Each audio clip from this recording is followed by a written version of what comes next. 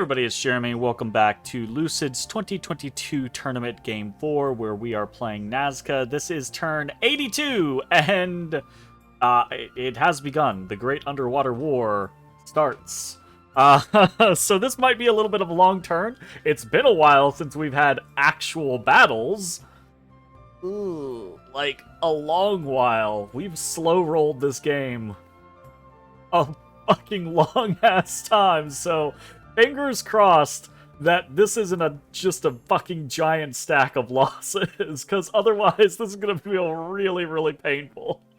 Okay, we did a bunch of our typical summoning, revive kings, supayas, blah, blah, blah, all that stuff. We did some drowning, making a Koya into a white mage. We might be continuing that so that we have some more readily serviceable Koyas on hand. We'll see. Not sure if that's a plan or not. But we got a lot of battles. There is one battle that we watched with Vanheim and Arco in Winna. So let's watch that before we jump into ours. It's just a little raiding party, right? We've got a little Van Jarl. Very, very low budget gear, right? Single Frostbrand, or just a Frostbrand and a Armor of the Knights versus just PD. So this is going to be no issue for this Van Jarl. Lands amongst the horse tribe. Starts cutting. Easy peasy. All right, cool. Let the wave of undead begin. We attack in Hippocampus Fortune. Okay, this is super simple. It's just a wave of long dead. We've got a Mound King behind. It is up against basically nothing. This should be a surefire victory. Wrap around, kill the leader. Oh, don't even get to kill the leader. Routes. That is a victory. We attack in Sea of Woe. Same scenario. And again, same scenario. We should be able to kill these Marrow relatively easily. And done. Sea of Woe, we lose 6, but we win. Tears of the Pantocrator. Okay, so this is a little souped up. Same line of Long Dead, but in the back we have several Huron priests and a whole crap ton of Supayas. So, there is a Watercaster here. You got Summon Water Power. We're doing all of our blessings. All these blessings, are they going to hit? Not quite everyone blessed. But with a second round of blessings, we'll probably be okay. Seems generally okay. There's a water elemental out. I don't think it's going to matter, though. Supaya's in the air. And water elemental, not dead, but stunned. Right? By the thunder weapons, which still work underwater. And the leadership is instantly slain. So very cool. Tears of the Pantocrator. We lose 3 Nazcan Long Deads. We have our first, actual trophy. We kill a Pelagian Mystic here. Very nice. 1 Pelagian Mystic for the price of 3 Nazcan Long Deads is a steal. We attack in Sea of Karasos. Line of Long Dead, big bulky amount of Long Dead in the back. Up against another mage here, so we can see another water elemental coming out. Water elementals are going to do very well against the Long Dead, but once they get surrounded, they will get chopped. 1 water elemental will kill a couple of Long Dead and then get 20 Long Dead. That's been the most we've lost. We didn't get that Amber Clan Mage, unfortunately. But still win. Whirling Sea. Another similar situation. Another similar situation. We have a single water elemental caster here.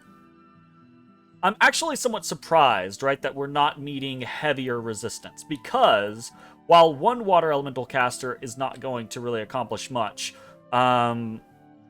like, so this feels like it's about like 6 PD and a single water elemental caster in most of these places.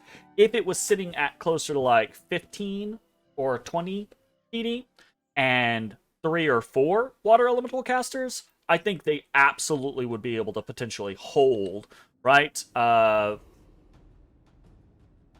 Especially if they were doing something more like living water, right?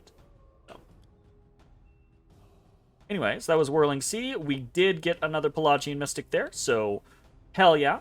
We attack in Stormy Deep. This is a little 40 stack, 2 Huron Priest 40 stack Supaya party. Up against just PD. Ooh. The Supayas immediately kill the leader. We have a little screen of Long Dead. So let's watch that again, because that I think executed exactly how we want our little 40 stack double Huron Priests to go. We bless up everything, right? Cool. We have one Huron Priest doing 2 blessings, and one Huron Priest doing a blessing and then a horde of skeletons. And that initial horde of skeletons is exactly for this, right? Is to have this screen right here to make sure that whatever's rushing forward at us doesn't actually get us. And then we have a couple of Supayas around our people anyways, so we have 30 in the air and 10 out as bodyguards, and that I think is gonna do pretty damn well. Can it still get killed? Yeah, absolutely, right? But that's gonna do really well against, I think, most PD.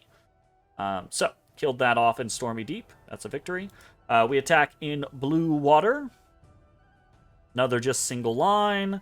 Up against some Kulus. And easy peasy. Lemon squeezy. Blue Water is ours. We attack in Ermithia, and this is the first of our big stacks. Okay? We have chunky Earth Boys in the front, some Sun Guards out front. We have Natural Storm up immediately. We have a big old center of Supayas and Huakas and some Condors. We've got a bunch of Long Dead in the back, Sylphs on one side. We've got another line of Sun Guard. And then we've got a whole bunch of mages doing various amounts of things. And it looks like we can see immediately, right? From what's getting cast, that Legions of Steel, there's nothing on the other side. Because we obviously didn't trigger a gem usage there. So, our Sun Guard marching forward, right? Very slow, because they have very low combat speed. But that's okay, right? They're here to be a formidable line for us. And then we have blockers in the back, plenty of flyers that are going to go up. Working properly. Boom! Cool. Okay, so that was Ermithia. No losses. Should be good. We attacked in Narian Sea. Another little 40 stack double Huron Priests. We do have some casters back here. Ho ho! Ho, we got an Amber Clan Mage. We got Pearl Mage, and then we have a Mystic. This is potentially a coup, right? Because what we have dedicated here, 2 Huron Priests, 2 Rings of Water Breathing, 40 Supayas. Obviously, we don't want to lose that, but losing part of it, fine. Losing all of it, it's fine, right? But killing 4 mages, gonna be nice. Okay, so Horde of Skeletons screen is out. Our 30 Supayas are in the air.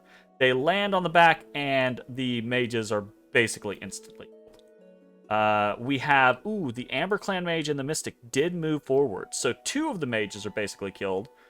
The Water Elementals get stunned by the Thunder Weapons. Ooh, they are blasting us with Water Strikes. Now they're dead. Okay, so we did lose a little bit there. We lost 4 Supayas.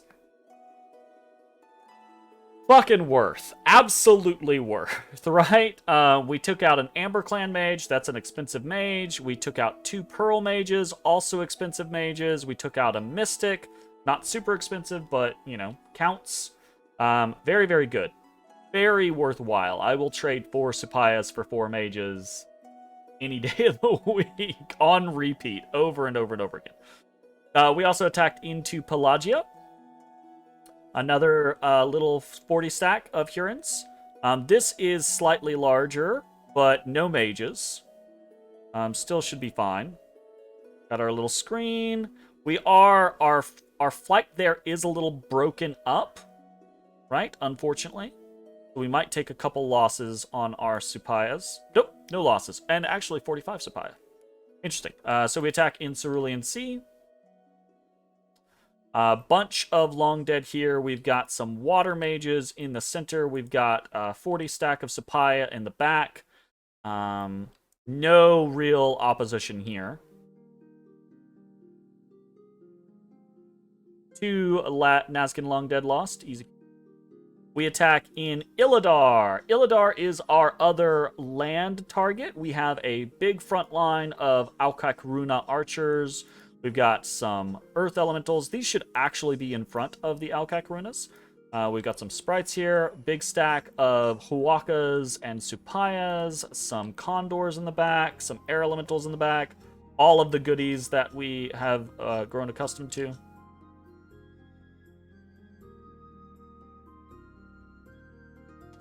Easy peasy. Not really fighting anything there, obviously, right? So we take that. We attack Retha. Okay, this is another land scenario. This is our little specialty party, our Dinya Shis, led by our Shi champion. Up against nothing, really. I'm actually surprised, right? Because, like, I know Pelagia knew this was coming. I think Pelagia might have just decided to cut their losses. Like, they put, in the last 10 turns, they put up a bunch of fortifications, right? So it might have just been one of those scenarios of, like, not knowing what to expect or not wanting to risk, right? Losing a lot of stuff. But I actually would have assumed that, like, on 1 or 2 of these locations, he would have, like, a decent-sized stack patrolling, right? To try to, like, catch me out. But so far, nothing. Dinyashis come in. They're all blessed up. Pretty easy. Did we lose anything? We did not. Okay, and then we have our last attack in Rid. And this is actually a Haten Rune attack, so if anything's gonna fail, here we go. Because this could die just to province defense.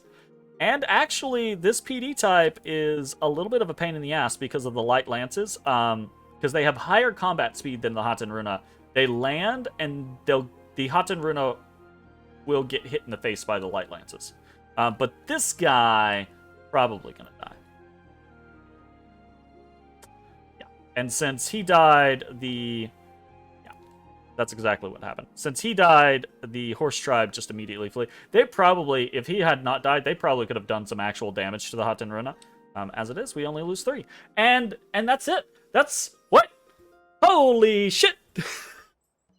Battles for the turn versus Pelagia.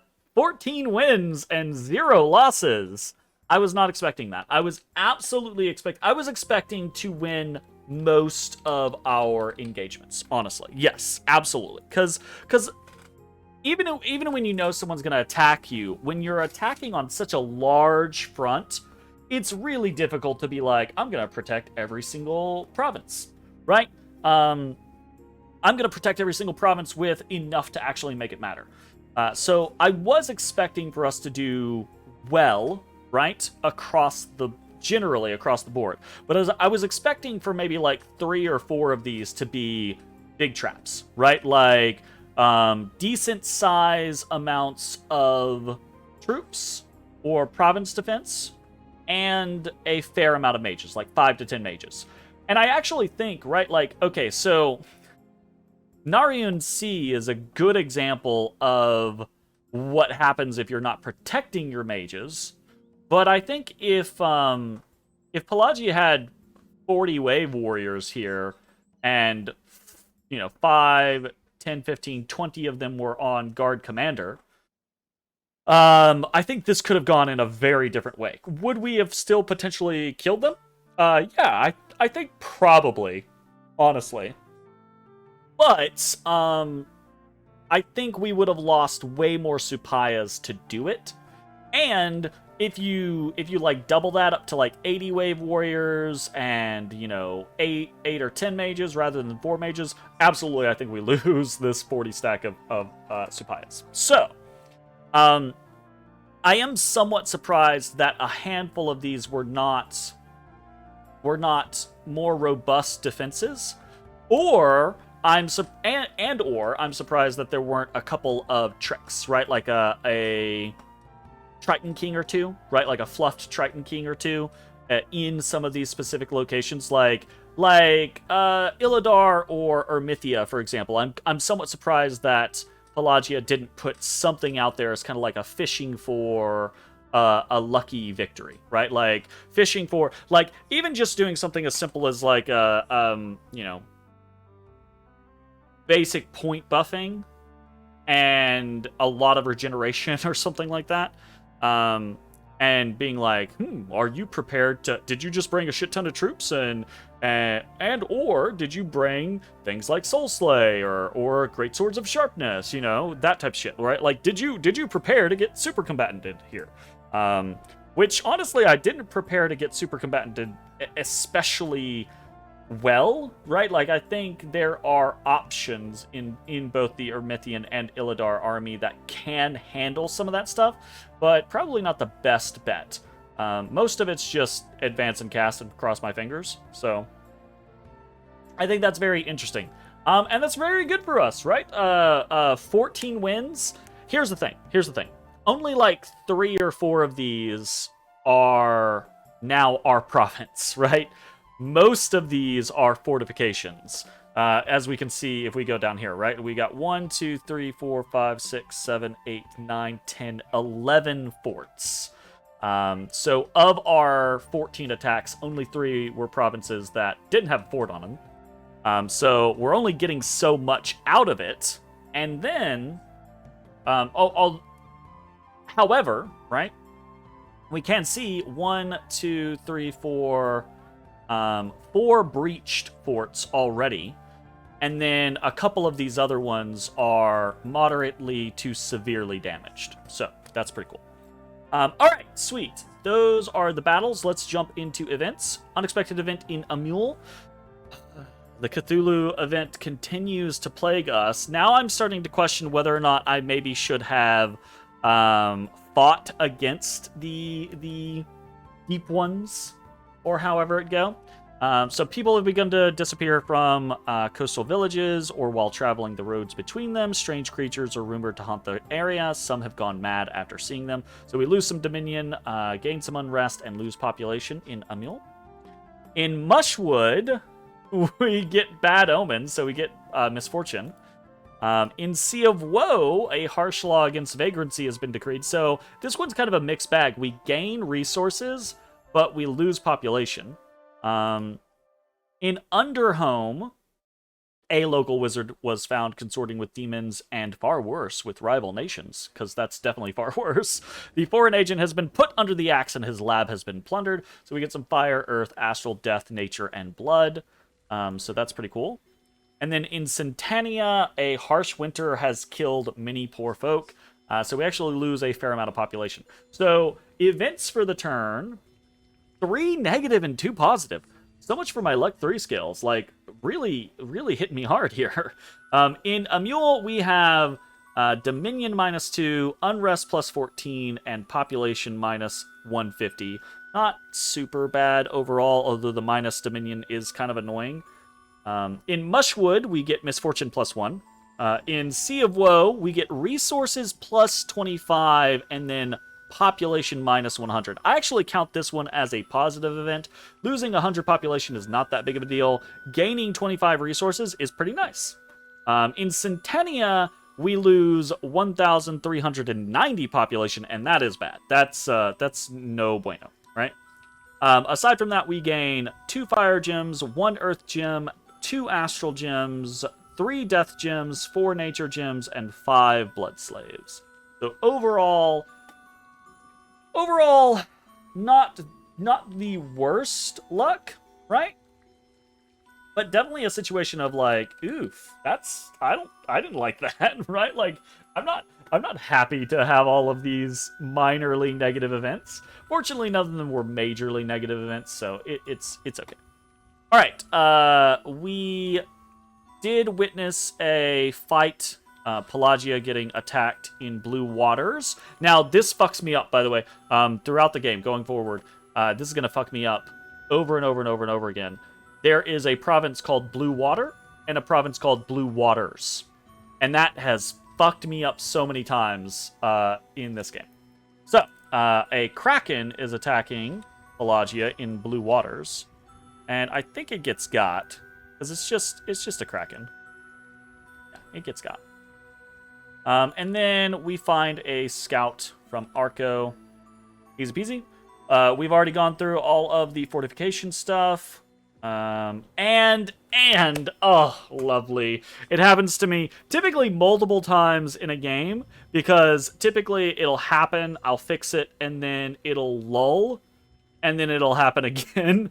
But we get the wonderful notification that our troops are starving in Ermithia and Illidar. And this is both of our big land locations. And I just didn't invest in supply. Because supply is one of those things that I so easily forget about until it's actually somewhat important. And the other thing is in my head, I'm sitting here going, yeah, most of these armies are comprised of Supayas, which don't eat. But in point of fact, or Long Dead, which don't eat. But in point of fact, on the 2 land locations, Illidar and Ermithia, we actually do have a lot of Huakas. Actually, do Huakas eat? I don't think Huakas eat. Where do you tell? Don't remember.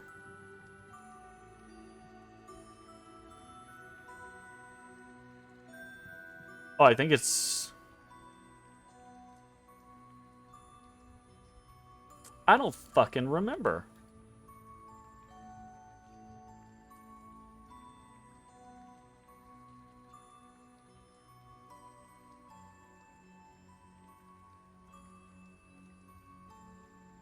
What do you...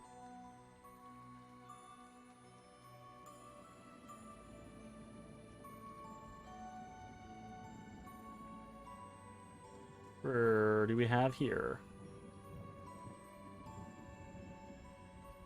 I thought there was a supply, like, requires this many supplies scenario. But I guess it's just supplies are based off of your size, aren't they? Unless you have an increased supply tag. I think that's how that works. Starving bonus and still plus 15. Nice. Hell yeah. That's exactly what we want. Okay, so obviously... circle back around. Refocus. We got a lot of red on the map. Obviously, starving in Illidar and in Ermithia are not good things. However, I don't know that it's going to matter that much.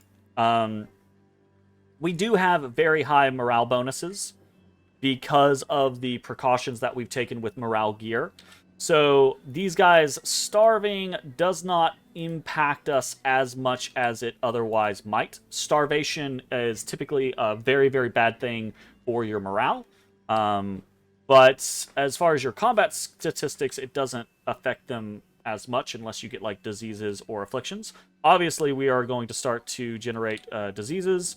However, there's not really much else to do other than try to mitigate and move, right? Like take these locations and move, right?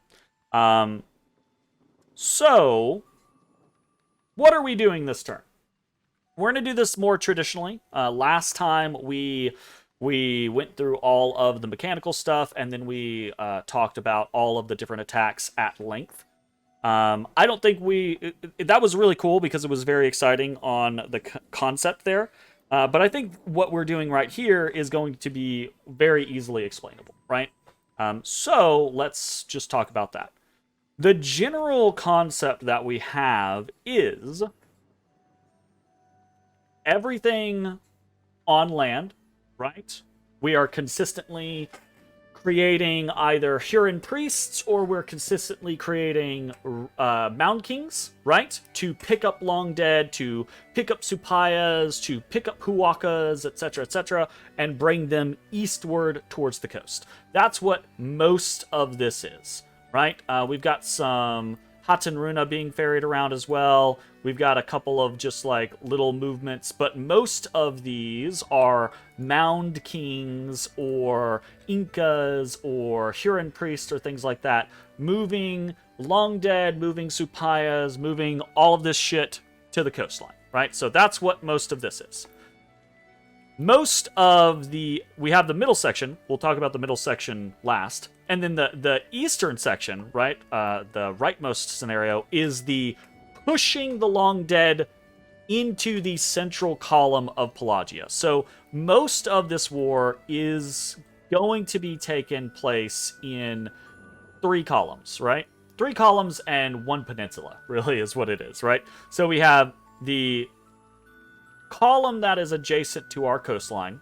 We have the central column, right, where all of the capitals for Pelagia, Yis, and Oceania are, right? And then we have the eastern column, which is on the west coast's coastline, okay?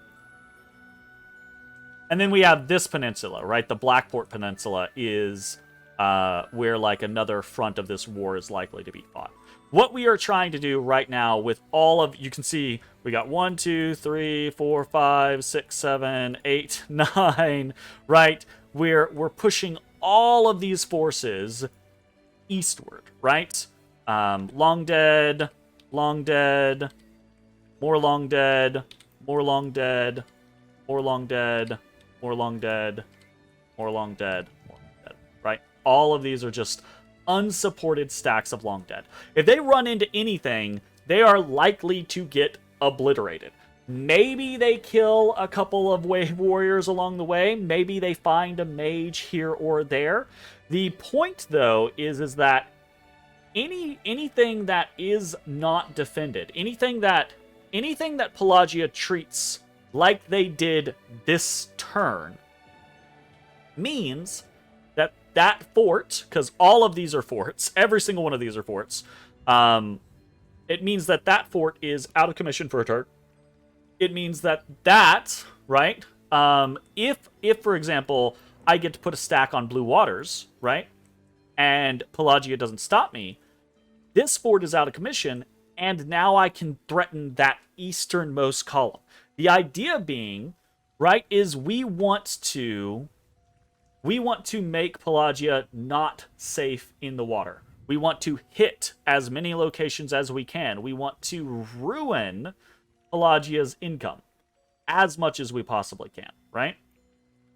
And we want to make it difficult for Pelagia. We don't want Pelagia to just be able to be like, I only have to worry about fighting on column 1, right? I'm an underwater nation. It's going to be difficult for this land nation to push into me. I only have to fight on column 1. We don't want that. We want Pelagia to have to fight in every fucking column.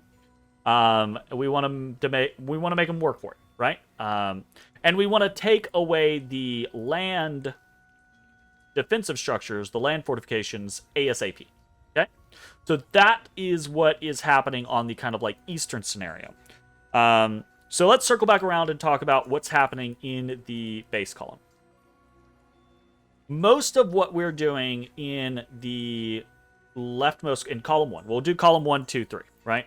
Most of what we're doing in column 1 is either storming a fort that is already breached. So we have Illadar, we have Ermithia, we have Tears of the Pantocrator, and we have Cerulean Sea, right?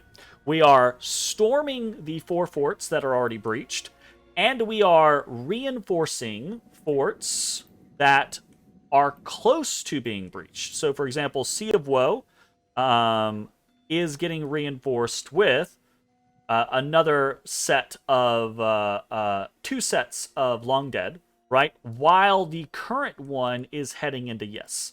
And we're doing that pretty much across the board with a lot of different things, right? So we currently have in Whirling Sea, right? We have several Mound Kings with stacks of Long Dead. One is remaining sieging, one is going to hit Green Sea, one's going to hit Emerald Lake, and we're going to reinforce Whirling Sea with even more stuff. We're actually throwing in our Foul Spawn, our little transmutation baby, with a little Foul Vapors Trap, right, is the hope there. We're going to do a Mass Protection just because Mass Protection can actually give your Long Dead a little bit of survivability.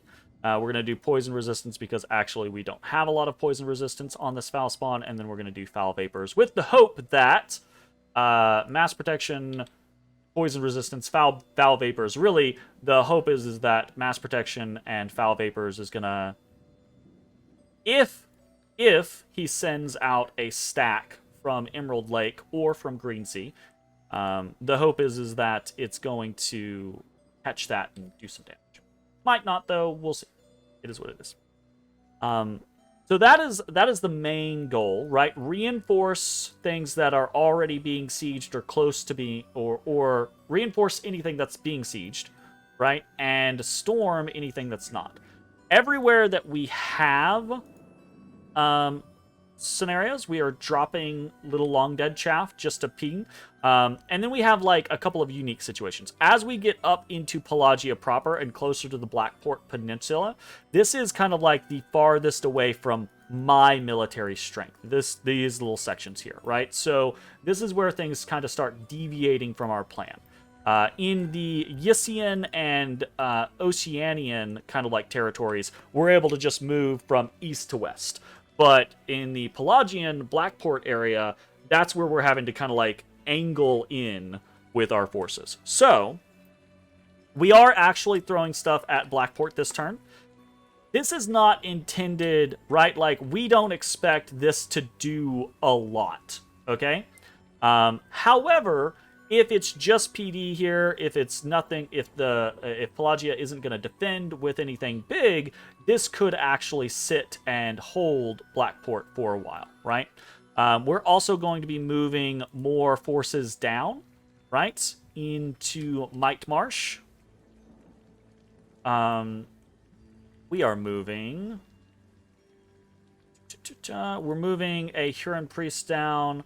We're also moving this Hydromancer into Sea of Karassos as kind of like a little backup kind of concept. We're going to do some Living Water spam there. Because I'm assuming, right, what he has in Emerald Lake is going to come to Whirling Sea or Sea of Karassos. I'm expecting to lose a lot of Long Dead in these areas. And I'm even expecting that maybe we lose this Hydromancer. Maybe we lose...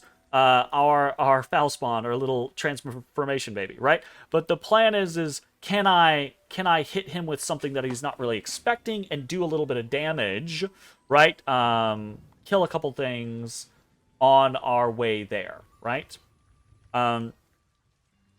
Ermithia and Illidar, I am relatively confident that he's not going to fight. He might send something, again, right, like teleport something in, and then send in like a little stack to try to do some damage, right? I could see that happening. But I'm expecting that Illidar and Ermithia are ours. We kind of like, we pulled the trigger, we paid the price, right? Pelagia, for not having traps in place already, is going to pay the price of losing those, is what is likely. Could he do something? Yes, absolutely. Is that going to prevent us from taking these two locations? I don't think so. So I think Pelagia is likely to go, yeah, maybe I'll throw something to be punitive, but I'm not going to commit, right? What I think Pelagia is going to be way more focused on is preventing me from taking underwater locations, right? So that means Tears of the Pantocrator and Cerulean Sea. But we specifically picked those two locations to load up in because they were further away from power bases like the Emerald Lake, right? and away from their actual capital in Pelagia. So it is still possible for Sacred Lake to hit us in Cerulean Sea, but we do have a fair amount of units here. I obviously, right, like, this would not take a lot to defeat, but dealing with a little bit of Supayas, dealing with some living water, that could actually be a thing. So, down here, I think we're probably home free on Tears of the Pantocrator, just because I don't think there's anything here, and I don't think Pelagia is going to try to get anything in there, but we could be wrong. Another thing that we're doing, aside from the kind of like aiming at Blackport thing, is up here in the Pelagian scenario. This is where we have most of our little Huron Priest Supaya stacks. So we have one in Stormy Deep, we have one in Pelagia, and we have one in Narian Sea. We are going to combine all three onto Narian Sea. Each one has between 75 and 100 siege strength. We've already hit Narian Sea with 75 siege strength this turn. If we combine all of them along with some Long Dead, we very well might pop this next turn. And this is actually a fair amount of Huron Priests to be advancing and casting spells, so this could actually do a fair amount of work. I'm also expecting, right, Pelagia to try to break the siege on most of these fortifications. So this is our own little trap of saying like, oh, let's see what you break the siege with. Because if you only break the siege with like one or two things, they're dead, right? Even if you break the siege with like 30 units and a couple of mages, they're still probably dead. If you break the siege with like a big stack, then we're dead. But, you know, them's the stakes. Will I be, if that happens and we lose, 100 Supaya, will I be sad? Yes, absolutely, I'll be sad. But it's not the end of the world. We've been generating a lot of Supaya over the last 20 turns, right? So that's what they're here for, and we'll see how it goes. But if we don't get anything, or if we do kill like a small stack or something like that, then we might be able to put Narian Sea into check. Especially if Pelagia is more passive and doesn't break, because we're also leaving Supayas behind in all of these. So if Pelagia doesn't break their sieges, then there's something going on. I say Pelagia doesn't break their sieges, but actually I don't think this matters, because leaving a unit behind. I'm trying to remember now. I don't think that works in someone correct me in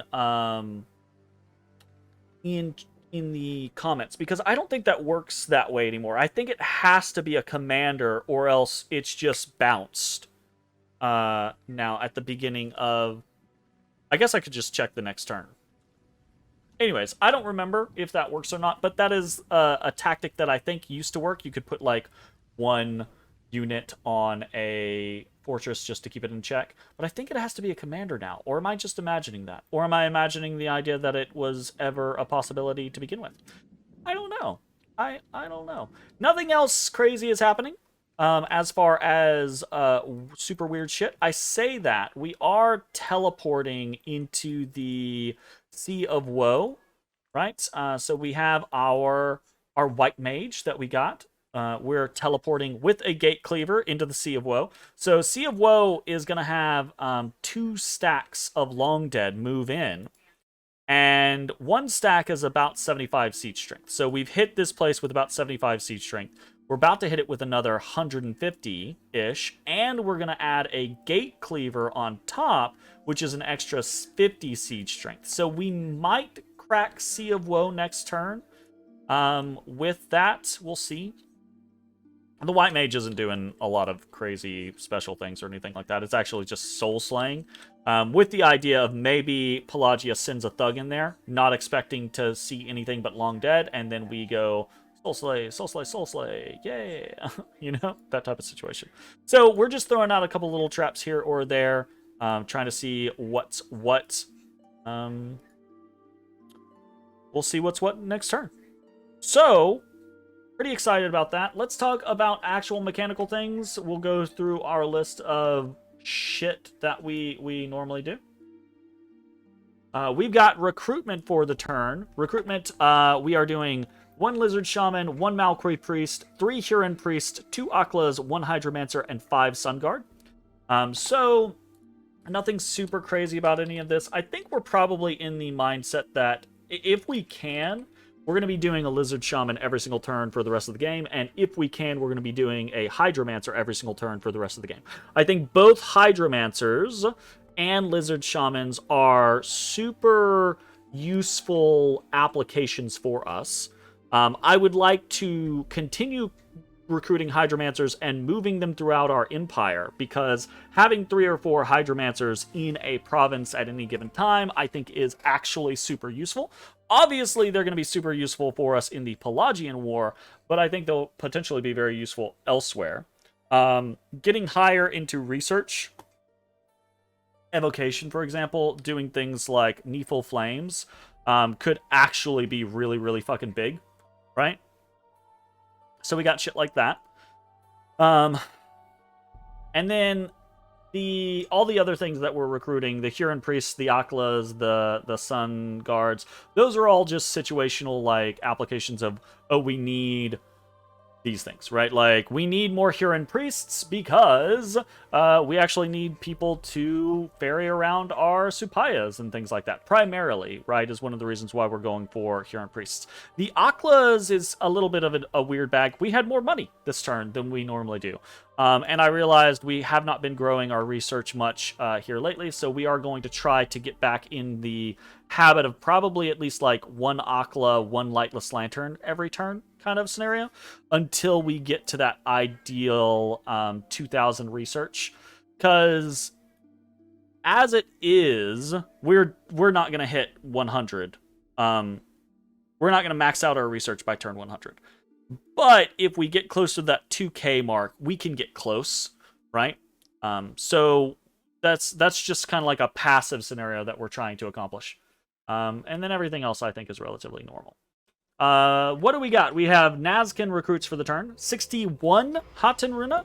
Shit ton of Haten Runa still coming out of Golem, right? This place is basically burned to the ground, but still producing a shit ton of Haten Runa. 194 Long Dead Warriors.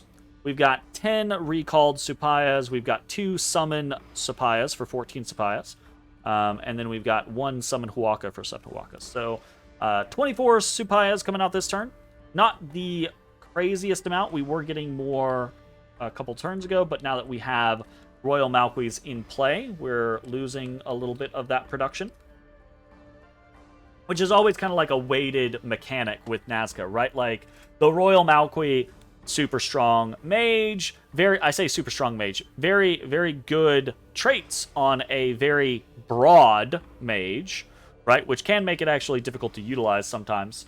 But the trade-off is if you use this super strong, super expensive mage, you're losing its free spawn every single turn, right? Is basically, I say free spawn, it's not free spawn. If your mage has a price on it, if your mage has an upkeep cost on it, and they are spending every turn generating troops, right? Then it's not free spawn. Just throwing that out there. That's not free spawn. Regardless. Special recruits, we've got 1 Direwolf and 1 Dustwalker. Our Wolf and Dustwalker party continue to grow. We'll use them eventually. We might actually use the Dustwalkers in battle at Blackport.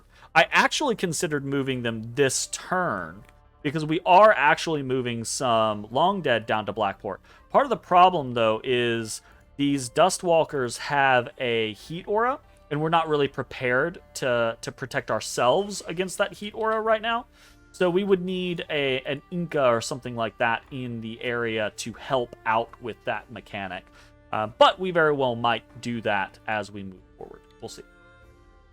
What else do we got going on? We've got rituals for the turn. So we've got 7 Revive Kings, 1 Summon Great Eagles, and 1 Teleport. So the Revive Kings, we've we've talked about, and you'll see a lot of those over the course of the next several turns, I'm sure. And it's primarily just because having like 20 or 30, it's expensive, don't get me wrong, right? Especially when we're getting to the point where we're gonna have like 20 or 30 Mound Kings, right?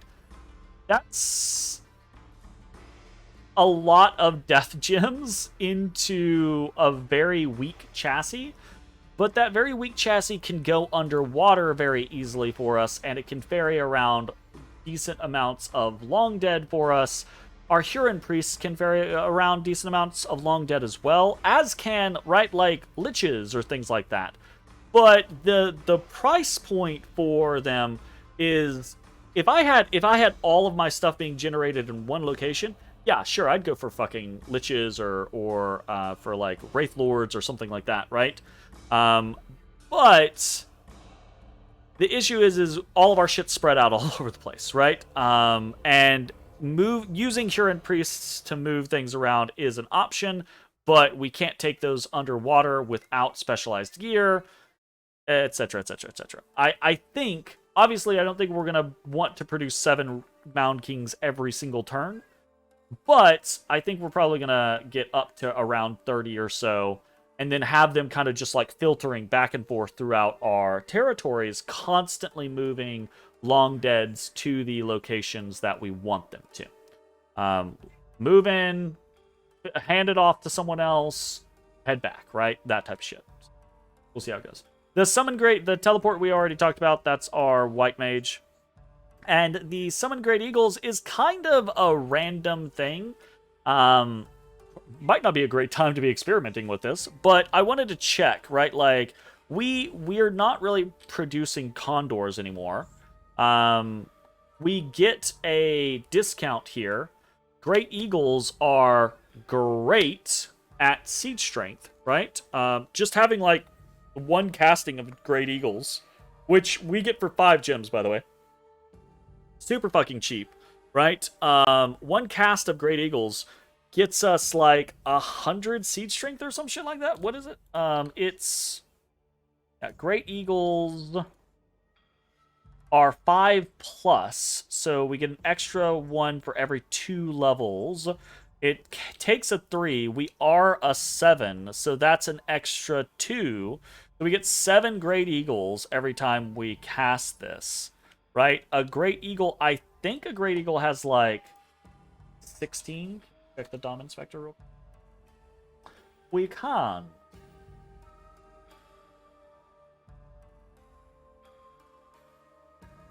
Great Eagle. See, this is one of the things that I hate about the Dom Inspector. You have to actually, like, advance more info. It's so difficult to figure out, like, what a thing's actual siege strength is in the Inspector.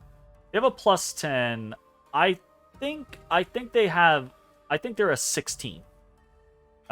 If I'm remembering correctly. So one cast is over 100 siege strength. That's pretty damn strong. So we're just experimenting with that.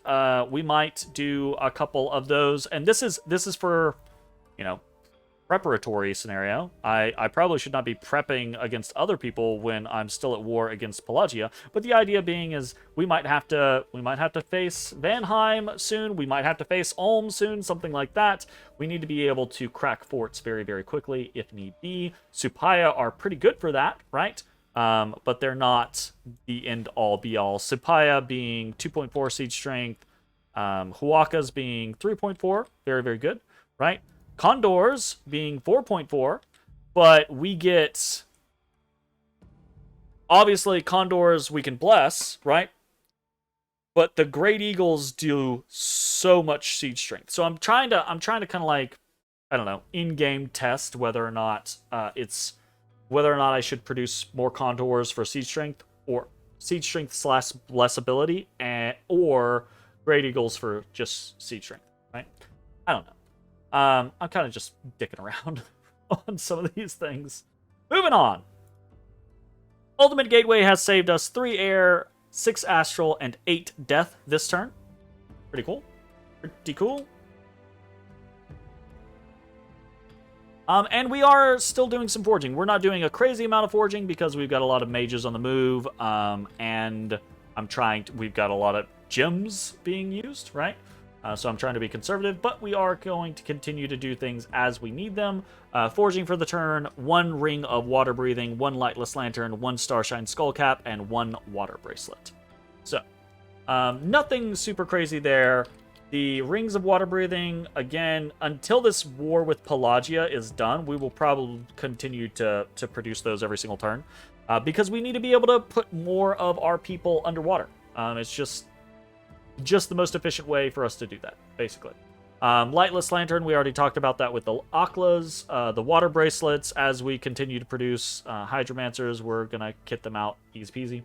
And then the Starshine Skullcap is just so that we need to be able to teleport people more specifically. I realized this turn, when we were moving around, we wanted to teleport this white mage, and I was like, oh shit, I actually don't have a lot of I don't have a lot of boosters for this. So we're probably going to try to get combinations of Starshine Skullcaps and crystal coins so that we can teleport people more specifically. And we're probably going to try to get more Bloodstone Earth Boot combos here in the near future. That's a lot. That's a 50-minute video. We're doing it. The attack on Pelagia. I haven't seen so much red in like 6 months in my life. This is so much. It's very exciting to actually be back at war again in this strategy war game. We've not been at war for a very, very long time. Very excited to see what Pelagia throws out against us. We have a couple of little traps. Nothing crazy. Specifically, we have the Echidna with the foul vapors in Whirling Sea. We have a little living water catch in Sea of Karassos. We have a little Soul Slayer that's going to be teleporting into the Sea of Woe. And we have a little check on Narian Sea, right? We're going to have 6 Huron Priests, about 100 Supayas. If they pop out of Narian Sea with a minor amount, then we might pop them, right? Could be cool. Easily, all of these things could blow up in our face. Easily, Pelagia could slap us down with in a lot of different locations. We could check the next turn and see that we've lost 3,000 long dead and 4 major armies, and actually, fucking, I don't know, Pelagia's teleported into our land. Fingers crossed that doesn't happen. We'll see. So yeah. Anyways, that's going to be the end of this turn. Thanks for watching. We'll see you next time. Bye-bye, everybody. Hey, everybody. Thanks for watching. If you enjoyed the video, consider leaving a like, commenting, or subscribing. It really helps me out. If you'd like to see me live, head over to my Twitch at twitch.tv/thedistanthorizon.